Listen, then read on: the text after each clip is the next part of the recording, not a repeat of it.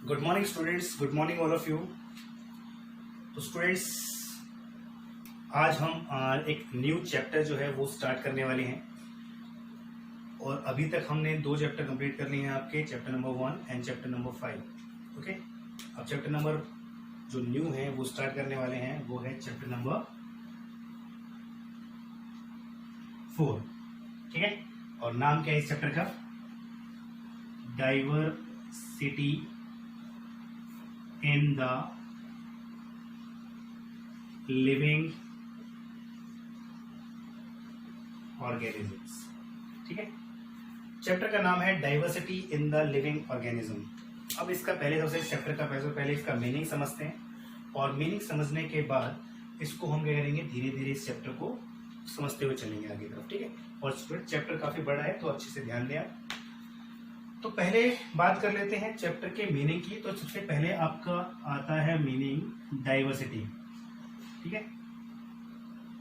तो diversity in the living organism. Living organism आपको पता है क्या होता है, लिविंग थिंग्स, दैट मीन्स, और इनके अंदर क्या मिलती है, डाइवर्सिटी।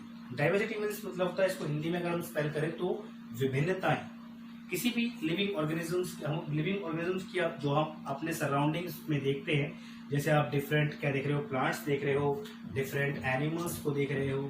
ठीक है, तो इनके अंदर आपको देखने को मिलता है कि अगर आप अलग अलग टाइप के एनिमल्स, अलग अलग टाइप के प्लांट्स देखते हो तो उनको उसके अंदर आपको विभिन्नताएं देखने को मिलती हैं अलग अलग टाइप की। मतलब एक कुछ प्लांट्स क्या है, छोटे हैं, कुछ प्लांट्स क्या है, बड़े हैं। इस तरह से कुछ एनिमल्स क्या है, छोटे हैं, कुछ एनिमल्स क्या है, बड़े हैं। माइक्रोब्स की बात करें तो बहुत छोटे हो, जिसको हम देख भी नहीं पाते हैं। ठीक है, तो ये सबके अंदर क्या है, डाइवर्सिटी देखने को मिलती है। ठीक है, जैसे कुछ प्लांट्स की अगर बात करें तो बहुत स्मॉल होते हैं। ठीक है, और कुछ की अगर बात करें तो काफी हाइट तक रहती है, उनकी 100 मीटर से ऊपर हाइट के भी रहते हैं। कुछ एनिमल्स की बात करें तो हमारे पास क्या है, बहुत स्मॉलर साइज होता है उनका। कुछ एनिमल्स क्या होते हैं, बड़े साइज के होते हैं। लाइक एनिमल्स की अगर बात करो तो वेल देखो आप, ठीक है, एलिफेंट्स देख लो आप।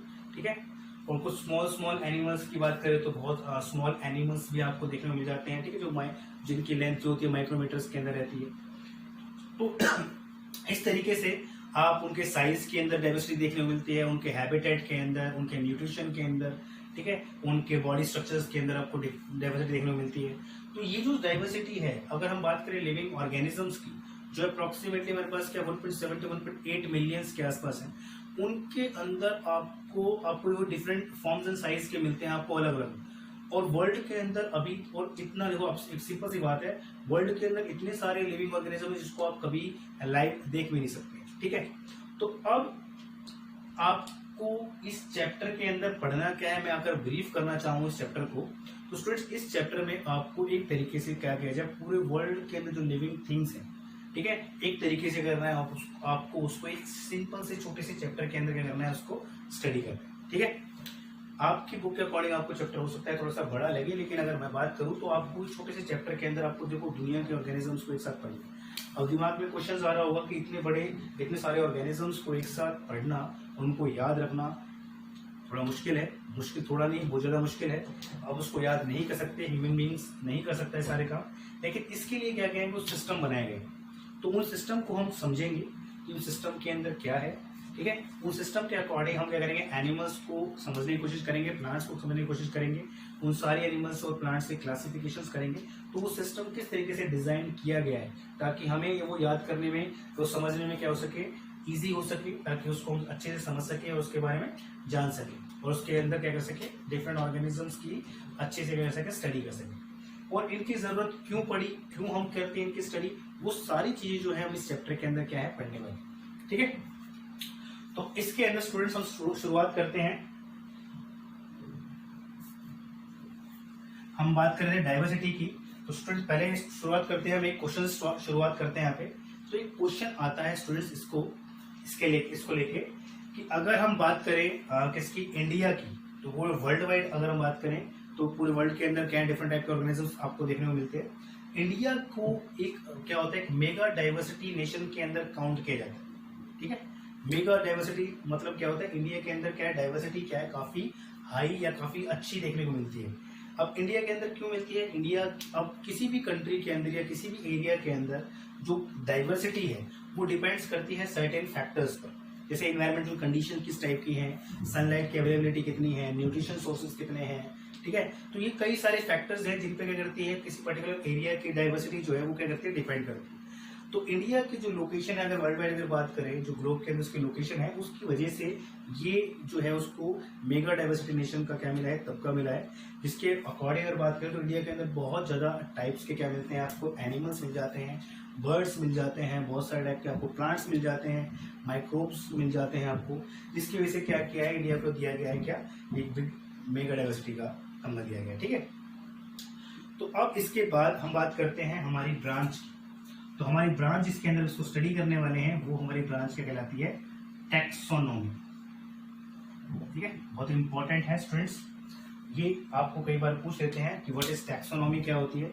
तो टैक्सोनॉमी क्या है स्टूडेंट्स, ये हमारी ब्रांच है साइंस की जिसके अंदर हम स्टडी करते हैं with deals with the identification,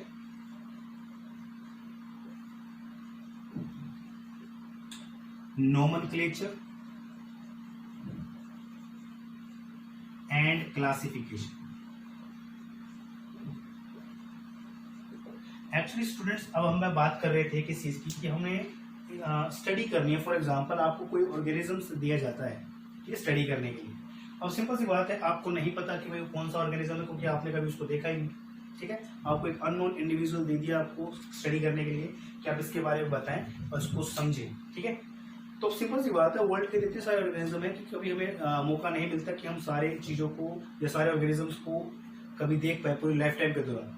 ठीक है, चाहे हम 50 साल जिए चाहे 100 साल जिए, लेकिन फिर भी पॉसिबिलिटीज नहीं हो पाती कि सबको देख पाए पूरी लाइफ टाइम के दौरान। तो अब ये बहुत मुश्किल हो जाता है सब ऑर्गेनिज्म के बारे में जानना। ठीक है, तो ये जानने के लिए क्या है, एक सिस्टम तैयार किया गया और सिस्टम के अकॉर्डिंग क्या गया, एक क्राइटेरिया तैयार किया गया कि किस तरीके से आप किसी भी ऑर्गेनिजम्स की स्टडी इजी वे में कर सकते हैं, किस तरीके से उसको अच्छे से समझ सकते हैं, किस तरीके से आप उसको देखे बिना उसके बारे में जान सकते हैं। ठीक है, तो ये जो ब्रांच हमारी टैक्सोनॉमी की, इसके अंदर हम डील्स करते हैं, स्टडी करते हैं किस चीज को लेकर, हम किसी भी ऑर्गेनिज्म की सबसे पहले करते हैं आइडेंटिफिकेशन करवाते हैं। अब आइडेंटिफिकेशन क्या है, इसका बहुत 3 फैक्टर्स हैं जिस पर डिपेंड करती है टैक्सोनॉमी।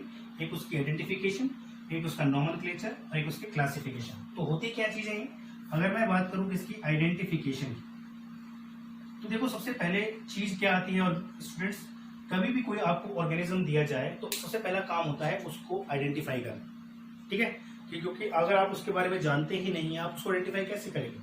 ठीक है, जैसे मान लीजिए हमें कोई न्यू और कोई नया कोई आपका दोस्त मिलता है, आपका फ्रेंड मिलता है, तो सबसे पहले क्या करते हैं, हम उसको देखते हैं, उसके फेस को देखते हैं और उसको ट्राई करते हैं उसको याद रखने की, क्योंकि दोबारा मिले तो उसको फेस से भी याद रहेगा वो। ठीक है, फिर दूसरा अगर बात करें तो उसका नाम पूछते हैं।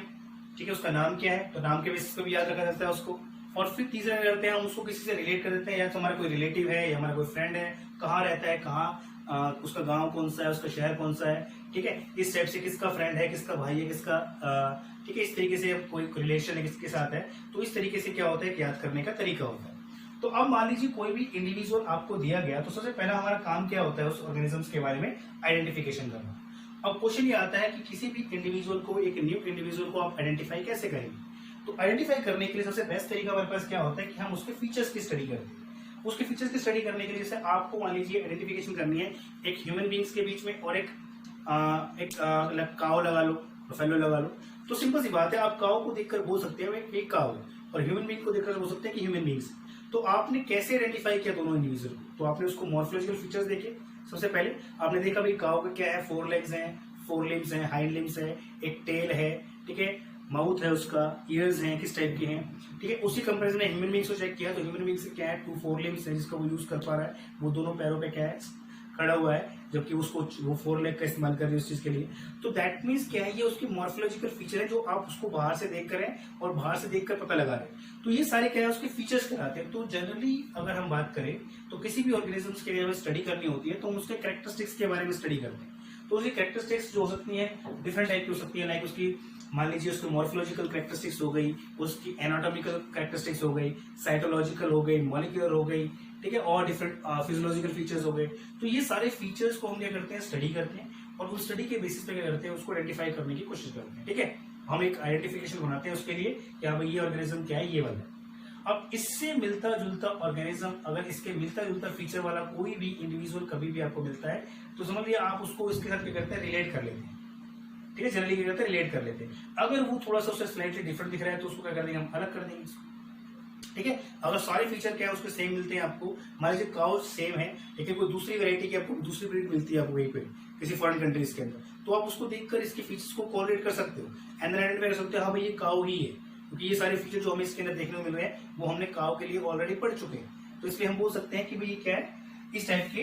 तो इस तरीके से क्या कर सकते हैं हम किसी भी ऑर्गेनिज्म की क्या है आइडेंटिफिकेशन करते हैं on the basis of their features के बेसिस पर। ठीक है, दूसरा जो काम है यहाँ पे आइडेंटिफिकेशन के बाद वो हमारे पास क्या होता है नेमिंग करना, इसको हम क्या बोलते हैं नॉमेनक्लेचर। ठीक है, क्या बोलते हैं नॉमेनक्लेचर। और इसके लिए क्या है जो हमारे पास पर्सन है जिसको आपको याद रखना है वो नाम है कैरोलस लिनियस। कैरोलस लिनियस जो है इन्होंने एक सिस्टम तैयार किया और सिस्टम के बेसिस पे उन्होंने सिस्टम बनाया नेमिंग करने के लिए, इसको नाम दिया गया बाइनोमियल नोमेनक्लेचर। तो पहले हम समझ लेते हैं कि नोमेनक्लेचर क्या होता है, उसके बाद समझेंगे बाइनोमियल नोमेनक्लेचर क्या होता है। तो नोमेनक्लेचर मतलब क्या होता है simply naming the organisms. Dear students, कोई भी इंडिविजुअल हो सबसे पहले क्या होता है उसका नामकरण किया जाता है एक तरीके से। जैसे घर में भी कोई छोटा बच्चा आता है तो क्या होता है उसको सबसे पहले नामकरण होता है उसका। ठीक है, और नामकरण ऐसा होता है जैसे घर में मान लीजिए 2 भाई हैं, 2 बहनें हैं या कुछ भी लगा लीजिए, तो उनके नाम क्या होते हैं अलग अलग रखे जाते हैं ताकि उसको उसके नेम के बेसिस पे कर सके, उसको डिफरेंशिएट कर सके दूसरे के साथ। तो नेमिंग करना क्या होता है बहुत जरूरी होता है। जब उसके आपने मॉर्फोलॉजी सारे फीचर्स की स्टडी करी तो आपने क्या कर दिया उसको एक नाम दे दिया ताकि इस नाम से हम इसको जान सके। जैसे आज की डेट में अगर हम बात करें इंडिया के अंदर हम बोलते हैं ये शेर है, ये डॉग है, ये कैट है, तो ये सारे क्या है नेम ही है जो कभी दिए गए थे किसी टाइम के अंदर और वो टाइम से चाहे वो चले हुए आ रहे हैं, तो आज इसको हम क्या बोलते हैं ये बोल देते हैं। ठीक है, तो ये चीज क्या होती है नाम रखी गई थी किसी टाइम में, किसी ने बोला होगा भाई ये डॉग है, ये भाई कैट है, इसको डॉग इसको हम ये बोलेंगे, इसको वो बोलेंगे। तो इस तरीके से वो नेमिंग जो हो रही है चली आ रही है। और इस नेमिंग करने की क्या है, ऐसा नहीं है कि आपने कोई भी ऑर्गेनिज्म मान लीजिए कोई आप न्यू ऑर्गेनिज्म आपने क्या किया फाइंड आउट किया और आपने उसको क्या कर दिया नेम रख दिया कि भाई इसका नाम ये होगा। ठीक है, इस तरीके से नहीं होता है इसके अंदर। एक्चुअली क्या होता है कि इसके लिए एक रूल्स एंड रेगुलेशंस है जिसको हमें क्या होता है फॉलो करना होता है और उन रूल्स एंड रेगुलेशंस के बेसिस पर क्या करते हैं हम उस ऑर्गेनिज्म का नाम रखते हैं। ठीक है, जैसे होता है ना पंडित करता है घर में जब बच्चा होता है तो उसके सारे राशि उशी मिलाएगा और नामकरण करके कोई एक लेटर निकाल के देगा कि आप इसके बेसिस पे आप इसका नाम इस लेटर से आप इसका नाम रख सकते हैं। तो उसी तरीके से अगर हम बात करें तो यहाँ पर भी साइंस के अंदर भी एक सिस्टम होता है। ठीक है, एक रूल्स एंड रेगुलेशंस है इसके लिए भी कि आप ये नहीं किसी भी ऑर्गेनिज्म में कोई भी नाम रख दोगे, तो उस रूल्स एंड रेगुलेशंस के अकॉर्डिंग क्या रखेंगे आप उसका नाम रखेंगे और ये रूल्स एंड रेगुलेशंस जो है हम आगे आने वाले वीडियोस के अंदर डिस्कस करेंगे। ठीक है स्टूडेंट्स, अब स्टूडेंट्स के बाद जो नोमेनक्लेचर है जो हमारे पास जो मेन नोमेनक्लेचर है that is the binomial nomenclature, इसको हम क्या करेंगे अपने नेक्स्ट वीडियो के अंदर डिस्कस करेंगे। ठीक है स्टूडेंट्स, तो अभी के लिए स्टूडेंट्स इतना ही। Thank you so much.